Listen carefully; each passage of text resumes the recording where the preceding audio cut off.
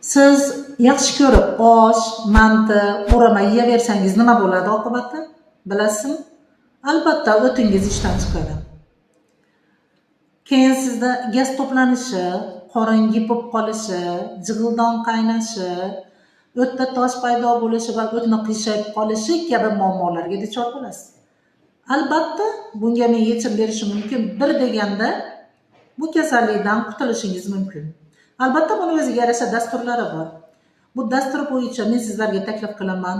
Epantur, Synchrovital tur hamda Nanamin degan bu mahsulotlarni birgalikda ichadigan bo'lsangiz, o't muammosidan batamom qutulishingiz mumkin.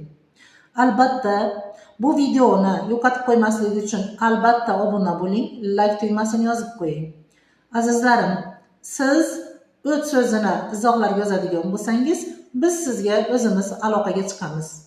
Mahsulotlar kerak bo'ladigan bo'lsa, videodagi telefon nomerlariga telefon qilishingiz mumkin.